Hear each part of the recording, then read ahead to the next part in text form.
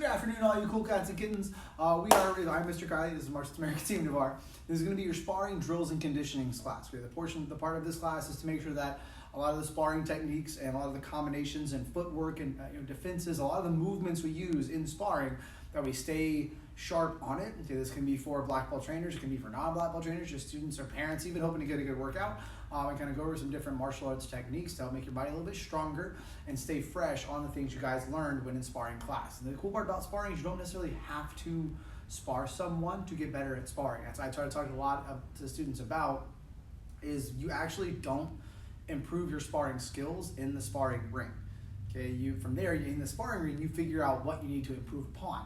Okay, so right now, this is the time where we get better. Okay, so again, this is the time where hopefully you're working, and if you're, I always think tournament focused. I always think tournament forward. And if you're working now and you have the rest of the people in your division that aren't working because they think it's just their off time because they can't spar anybody, this is where you close that gap or extend that gap if you're ahead of them already. So that's kind of my goal for you guys. It's kind of work on these movements, work on these skills, kind of help re-jog your memory, and again, close that gap or extend that gap when it comes to how well you can move your body with these motions. All right, we're going to stretch out real fast just in case you already did class if it was a while ago, or just in case this is your first class of the day. So you're going to take your legs out, you're going to come down to the middle. We're doing a lot of kicks today. It's kind of more of a kicks week, so if you guys are ready for it. I'm trying to talk louder because I don't have my mic on, because I know we're going to be working out a lot, so I don't want you to be huffing and puffing into the mic and blowing the house down. So instead, I'm going to try to talk loud. If you can't hear me, please comment that so I can then either put the mic on and just breathe into it a lot, or just try to raise my voice. Other side. Back to the middle. Good. Bend your left knee. You can also do the same stretch with less of a bend in your knee. If your knees are aching, that's okay. You can go like this and just hinge your hip this way. Rotate your hips this way. And you'll feel the stretch in the inside of the leg. Other way, same thing. Just trying to stretch out that inside of your groin. Ow. And then grab your chair if you can, something to balance on as we get out in front of our legs. You're going to you're going to hold on to it with one arm. If you can, you're going to grab this leg that's behind you. Good. You're just going to try to not go here. It's not really doing anything. Keep your legs parallel and then just drive your hip forward like you're doing a front kick. Pow.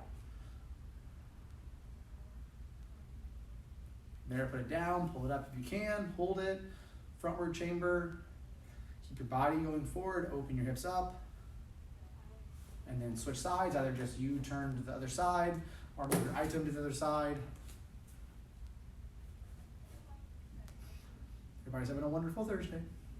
I am. Pull it up, oh, nice and strong.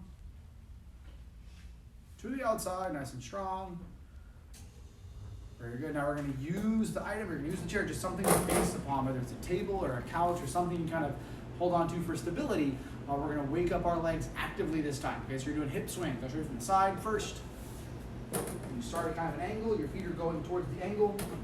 And you'll just take one leg, I'm taking my left leg in this instance, and I'm turning to the inside, kind of rotating my hips and shoulders as I pull my leg to the side, and I'm pointing my toes where I'm going. That's the inside roll of your hip swing. So it's the inside roll, and then to the outside, I keep my frame nice and straight, okay? And I keep my leg coming up. So it's 1, 2. Now from the side, so you can see my body, this is the most important part. So what I want to make sure happens when you swing the leg up, your body's not going to want to swing the opposite direction. If that might cause you to have to bring your leg down a little bit, not swing it as high, and that's okay. We're looking for control and flexibility right now. From here, we're kind of pushing away from the situation so we can have an alleyway to swing through, turn, swing. So my body didn't go like that. All right, so we're going to do 10. Yeah, there's a team. Ready? And go. 1, 2. When you swing it up, keep it flat and bladed with the floor. 3, 4, 5, 6, 7, 8, 9, 10. Other leg. Ready? And go. 1, 2, 3, 4, 5, 6, 7, 8, 9, 10. Okay, good. Next you're gonna work. Sorry. That's enough. Okay, next we're gonna work is, we're gonna do both legs because that's gonna condition the kicking leg and the base leg. Okay, we're gonna work different kicking combinations, again, doing them slow and controlled and strong, helping and it'll kind of be a nice, even though we're going slow, it's gonna be a nice little workout when we get to the very end of this workout. And then these kicking drills, okay? First, what we're gonna do is we're gonna do multi-level round kicks. So you're gonna go low, medium, high, medium, low. Good, working on control and sticking each and every individual kick. Good, and making sure you try to keep your frame up. It's okay to lean back a little bit, but I don't want you training backwards as you're doing it, okay? So again, we're here, pivot your foot, this leg chambers up, and it's gonna be low, and your low, medium, and high is completely your own, good? If you have really good flexibility, you can make your low kick belt level, that's great. Good, if your low kick is knee level, that's also great. At this point, we're not looking for max height, we're looking for control. We're looking for good solid technique that leads to fatiguing that hip in a positive way, making it stronger later, right? So from here, chamber up, and then wherever your low kick needs to be, good. Wherever your middle kick needs to be, good. Wherever your high kick needs to be, good. To the middle, to the low. And then put it down, that's 1. So I'm gonna reset every time. Okay, so we're gonna go for 10, ready? And chamber it up, and go. 1, low, medium, high, medium, low. Back down is 2. You can either stay with me, or you can work at pace faster than me, or slower than me. I'm just presenting some sort of median pace. Ready? And 3, 1, 2, 3, 2, 1. That's 3. 1, 2, 3, 2, 3. That's 4. 1, 2, 3, 2, 3. That's 5. 1, 2, 3, 2, 1. That's 6. Good. Starting to wake up now, isn't it? And 1, 2, 3, 2, 1. That's 7. If you notice that your low, medium, high starts to kind of fade down a little bit as we get to the end, I'm okay with that as long as that means you're still keeping good, strong technique, all right? And go. Low, medium, high, medium, low. That's 8, I want to say. And low, medium, high, medium, low. That's 9. Last one, best one. Keep those hips rotated. 1, 2, 3, 2, 1. That's 10. Stretch that thing out. Now we're doing the other side. I'm just going to move my item this way. You can either kind of face me and switch sides if you would like to, whichever you need to do. Just make sure you're going the opposite direction now. Keeping your posture up nice and tall. Now this is probably your less dominant leg. We normally tend to do our dominant leg first, so you might have to either slow the pace down or emphasize technique more, or make sure you're doing the kicks a little bit lower and slower so that you can pay attention to what's going on. Because a lot of times if you've ever written with your not favorite hand, or if you've ever colored with your not favorite hand, a lot of times it doesn't go how you want it to go. There's just some sort of disconnect, some sort of coordination disconnect, and that's normal. So same thing goes for your legs. Gotta slow it down a little bit, all right? Here we go, and it's 1, 2, 3, 2, 1. Low, medium, high, medium, low. Ready? And all the way to 10. Go. 1, 2, 3, 2, 1. That's 1. 1, 2, 3, 2, 1. That's 2. Try a little bit of lean, not an over lean. Good. 1, 2, 3, 2, 1. That's 3. Keep the hand up nice and strong. Good. 1, 2, 3, 2, 1. That's 4. 1, 2, 3, 2, 1. That's 5. 1, 2, 3, 2, 1. That's 6. Doing great. 1, 2, 3, 2, 1. That's 7. Got 3 more. 1, 2, 3, 2, 1. That's 8. Wake it up. Here we go. And 2 more. Finish strong. 1, 2, 3, 2, 1. That's 9. Last one. Best one. Here we go. 1, 2, 3, 2, 1. That's 10. We're going to shake those legs out. We're going to loosen those legs out. So we're going to keep using them. All right. Very good. Simple thing here. Now, next thing we're going to do, we have to work a lot of times when you're working the shuffle round kicks last time. And what we're working on is with the kicks is being very multiple with your kicks. So they're throwing multiple of the same kick or multiple of different kicks. Okay, and you'll alternate those as you're doing them. One of the things that helps score points in sparring better, okay, and makes it more efficient for you guys, is if your opponent doesn't know what's coming. And so by adjusting your combinations, by adjusting your level and your height and the speed of your kick, it just gives them more to think about and worry about. If they're worried about what you're going to do, they're not formulating a plan to score points on you. So that's kind of the more we can make them think and the more we can make them react to what's going on, the less time they have to react and attack you back, which is kind of the goal. So we're going to work on second kick combination, which is going to be your side kick first, followed by your round kick. And right now it's just not necessarily learning the kick. We know these kicks. We know how to do these kicks very well, okay? It's more so programming your body to be able to snap this combination out faster, not have to think about it, okay? It becomes more of a response, more of a reaction, okay? So instead of going and making a very deliberate 1, 2, back to here, and down, it should come out, boom, pop, pop. Good. That comes with a lot of time and training. So that's what we're doing, is we're putting in that sweat equity and kind of just putting in the time and effort to help your body, program itself to doing these combinations. In order to do them fast, we have to train our body to do them slow, so it kind of understands what's going on. So that's what we're doing right now. We're doing 10 on each side. All right, stay with me. And again, it starts like a side kick, it pops out like a round or like a side kick, and then from there folds back into a round kick, and then it re-chambers like a side kick. Watch from the front. Side kick chamber. Good. Side kick out with the bottom of your foot. Fold. Round kick out. Pull back in like a side kick. Put it back down. Okay, why do we pull it back in like a side kick? Who knows? Raise your hand if you know. Good. Why is it? Okay, it's because if somebody happens to then close distance from that point, we can side kick them out again. But when you're sparring, I could get an entire class about it, but when you're sparring, if you hold up that bottom of your foot like a side kick, no matter what kick you're doing, which is where traditional martial arts and sparring, like point sparring martial arts, kind of has a little deviation. If I pick my foot up here, like I'm side kicking, it's a lot less appetizing for your opponent to want to then move forward. Good. So if you pick up your shin, it looks like it's a lot easier to block that, because it is. You're giving them a lot more of a target to block. But if I pick up the bottom of my foot and show them what's about to hit them, a lot of times it makes them kind of think for a split second more. And again, if I can make them think more, then they act less. All right, so pick up the side kick, throw the side kick with the heel of the foot, pull back, round kick, pull back in like a side kick, set it back down, and that's 1. We're going to 10. Ready? And side kick, boom, round kick, psh, pull back in, 1. Let's keep going. Inside, round, back in. 2 additional challenges, round kick higher than the side kick. Good. Round, side to the middle, round to the head, back in, down. That's on you though.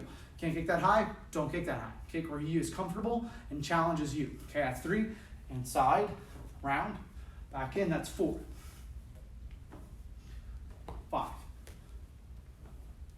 6. 7. 8. 9. That's 10. Excellent job. Now we're switching sides. Good.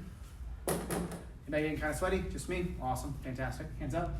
Good. And other side. Side. Round.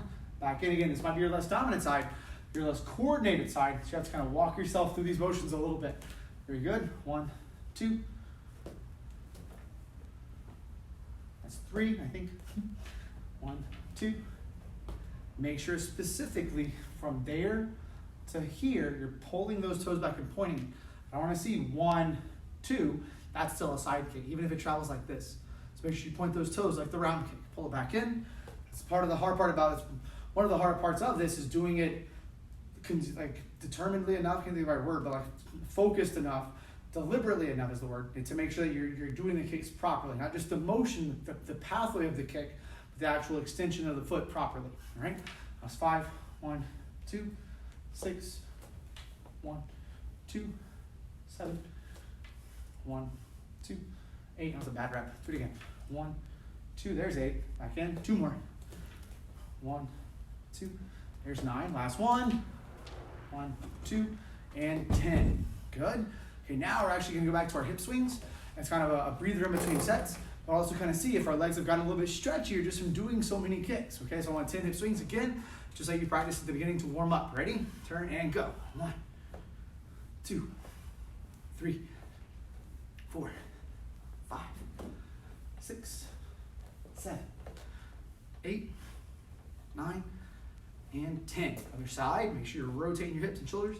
Rotate and swing it. Rotate, swing, don't kick the chair. That hurts.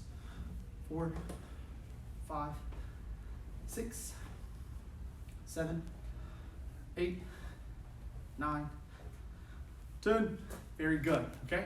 Next, we're going to quickly revisit that shuffle side kick or the shuffle round kick in this case that we worked on Tuesday. Okay, so shuffle round kick was just getting the process of advancing towards your target and getting that front leg to pop up into the air, getting your body to lean back away from it, and your back leg actually comes up underneath you, holding your balance. So all that put into a motion.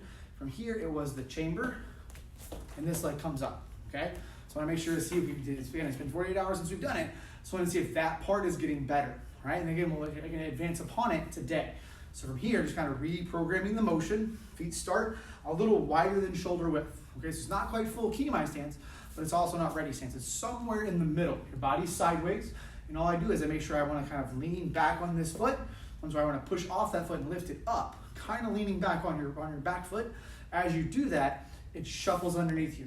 Okay, so a big kind of help to this is making sure that as I lift this leg up, don't try to lean yourself back. Keep your body weight in the middle. Okay, what should naturally happen if you don't scoot that leg is your leg should just go right back where you had it. Gravity should just take it there. So you pick it up and gravity takes your leg down. It's almost like lifting your knee. Good, so what we're doing is because that keeps your body pressing forward. So then it's easier to slide your weight forward that direction because your body's already going that way, okay? So from here, as I lift this leg up, you then just pull this leg underneath you. So it's, you set it, good? And you set it down quietly, good? With control and balance, right? Here we go. This time try to hold it and keep it chambered. So lift, program it, and go. Better? Okay, good. I'm gonna show that bottom of your foot where you're going. And again, I like to, when I'm doing this drill, before I do the skip, I'll take 1 rep and just lift my leg up by itself, just like that, just to remind myself that I'm not doing this. I'm not jumping into this. A lot of times when we try to get too excited about what's going on and too amped up, let's see a lot of students, they'll go and they'll slide into what they're doing, which if you're sparring, if you lean your weight on that front foot and your opponent sees that, they know you can't kick, and sometimes that's why you get blitzed on, or that's why you get kicked. You're trying to figure out why they're closing distance so fast. Like, what are they doing? What are they seeing? That's what they're seeing.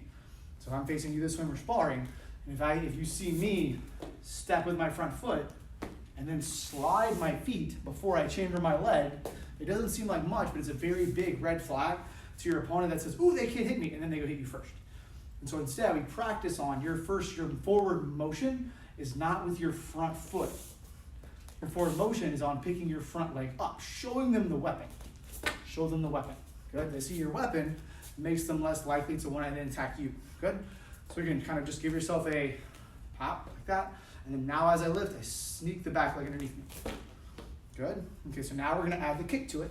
As I pull the leg up and pop my back leg underneath me, as your foot settles down, before you put this leg down, snap it out. Throw that round kick. Ready? So it's... Okay, one more time. Boom, breaking it into steps. Now again, when we start, just kind of disclaimer, when you spar and use this technique, I don't want you to do this little pop and then go. Okay, you'll just do it, good? But for right now, since we're training it, it's just an active reminder that this leg has to come up off the ground before this leg does anything, okay? You have to do all this motion with the leg in the air, not a slip like that, right? So again, do it again. Lift it up. Okay, now lift it, slide it, balance, and then pop your round kick out. Okay, one more time. Okay, now if you have that down, the next step, the final step to this, is instead of landing and settling in the middle, then throwing the round kick out, at the same time your foot actually hits the ground, your leg should already be going out. Okay, so you're literally scooting, and as you settle your foot down, you're not landing, then kicking. Those things happen simultaneously. So it should be, good, see how my leg finally hits the ground. It's not, good, and that's the way you practice it. Then putting it and executing it, it's good. So that if I needed to, I can do it twice. I get two hops. That's when we do fish kicks. That's where fish, on the screen, that's where fish kicks come into play, is this. Where you're keeping your posture up and you're pushing your weight forward as you're kicking. Again, almost like a sewing machine with the needle hopping to the ground. That should be the thought process. Is every time your foot's tapping on the ground, your leg's kicking and rechambering.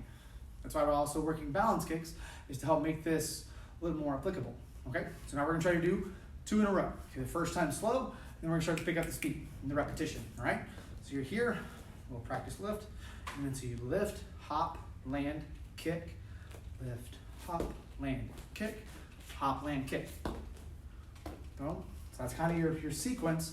Lift, hop, land, kick, hop, land, kick. Ready? Lift, hop, land, kick, hop, land, kick. Okay, now if you have that down, you feel controlled, you're not landing heavy, you're landing with control, you can start to combine them. Now it's lift, hop and kick, hop and kick. Ready? And lift. Okay. We're gonna try 3, nice and slow. Don't focus so much on trying to cover a lot of ground. Focus more on just keeping balance with each hop. The hops will naturally start to increase in size and distance, okay, the more powerful your legs get from having control and doing it right and focusing right now just on the technique. So don't focus so much on trying to cover leaps and bounds of ground, because that becomes very obvious what you're doing in your opponent's eyes. Instead, it's more just trying to focus on the kick and how many kicks can you do and how many hops can you do with balance. Okay, so instead we're doing 3. Very good. Another little thing you can do to kind of maintain your control and your balance when doing this, much like every other balance kick you do, is that base leg being pivoted away from you. It's harder at first, but it becomes so much easier later. So when you're pushing, you're physically you're pushing and straightening out this leg, and that's what controls your balance. Okay, if you're doing this with your foot perpendicular, with your foot sideways, it's possible, but it's a lot harder to maintain that balance because you're pushing off the inside of your foot. There's not a lot of power pushing this way. There's a lot more power and balance when you push this way. And if you think of, if I'm trying to maintain position upright like this, if I overlane, if my foot's like that, I'm just gonna go onto the edge of my foot. I'm just gonna go on the edge, I'm gonna fall over. Okay, but if my foot's pivoted, that transfers the weight to the ball of my foot where you're used to balancing and jumping off of. And so it's easier to kind of if I overlean, it's easier to kind of use your toes and foot to find that balance again. So again, when you're practicing, don't take the easy way out. Take the better way out, the harder way out in this case, because it'll be harder for now, but as you get better at it, it'll become a lot easier. Okay? Instead of keeping your foot perpendicular and taking the easy way out, which will then later become more difficult. Okay? So again, from here, we're going to finish off with 3 of them. So you're going to rotate, chamber, hop and kick. Woo, hop and kick, hop and kick. Very good. Okay, an easy thing to do, a fun, easy little drill, which also helps practice both sides and kind of condition both legs, is to go in either or. So you'll do 1 kick to the side, and then from there you'll put it down, load up the other leg to the other leg 1 time, and then 2 times, boom, boom, and then 2 times, boom, boom. It's like a pendulum, and then 3, and then 3, and then 4, and then 4. We're gonna do that right now so you can kind of see what it's like. Okay, so we're gonna go this way. You're gonna pick 1 leg, you're gonna lift and kick with that leg. Now we've been predominantly doing one side of our body at this point, so when you go the opposite way, give yourself some grace and kind of take your time on it, all right? So you're here, chamber, hop and kick, put it down, now turn your body, pick up the other leg, hop that way, and kick with that leg. Good, now we're gonna go 2 this way, 2 the other way, 3 this way, 3 this way, 4 that way, 4 that way. You guessed it, 5 that way, and finish off with 5 that way. Good, and the fun drill to do also is that you go 1 to 5, and from there you go 1, 2, 3, 4, 5, and then from there you go 4, 3, 2, 1. So go 1 up to 5, and then 5 back down to 1.